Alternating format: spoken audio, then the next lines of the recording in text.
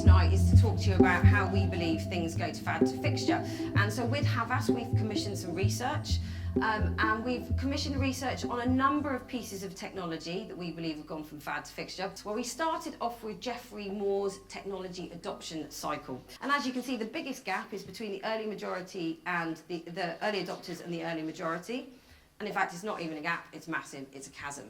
The overarching piece of takeout from the research, in order to cross the chasm to go from fad to fixture, you have to make sure that you talk to this isolated audience that you can pull out quite easily, but you also have to talk to this mass market audience and you tell them what the benefit of that product is for them, but that audience is different for every single piece of technology. I don't think it's possible to overestimate how critical the mobile is to the change in consumption patterns. I also don't think it's possible to overestimate how important the mobile is when we start looking at the kind of technology you're going to hear about tonight and predicting whether it's going to become mass market or not. The technical innovation that we've seen up to this point is probably going to pale into insignificance when we look at the technical innovation over the next 5 to 10 years. Now, the task of the Guardian is to work out how we act, to experiment and to innovate and to partner, to not be scared to try new things, because it's only through being on the technology that's really going to succeed. It's the way that we are going to really succeed in the business, and frankly, the way that you guys are really going to succeed in the entire industry. And to do that, we need to try things out. But we also need to deeply understand where technology is going, which is kind of what this evening is about.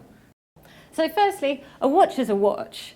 Like I was saying before, if we position this less as a product that has kind of tricky new behaviours, like a new piece of technology, and more build on existing behaviour, general watch wearing has been doing pretty well for the past couple of 100 years, it starts to look a bit more likely that smartwatches might cross the chasm.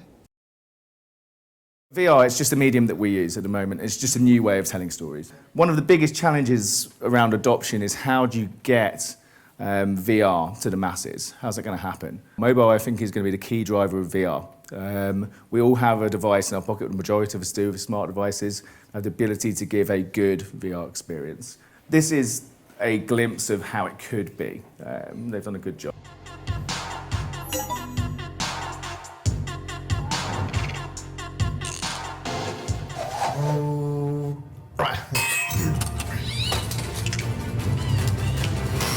The challenge that they have is actually it's about courage versus confidence. I guess in the old days it was all about we're going to really think about a great idea, we're going to test it, we're going to go out and do some consumer research, we're going to be totally confident that what we're about to launch the market wants. And we've now moved into this area of it's about courage. We're going to put something out there that we don't know whether it's going to work.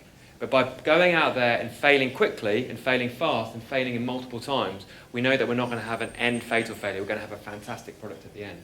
It's essential that you go out and you use this technology and you use this connected world to understand what your consumers genuinely want and genuinely want to engage with. The thing which struck me actually when we were going through this, I was really interested, was actually about customer care.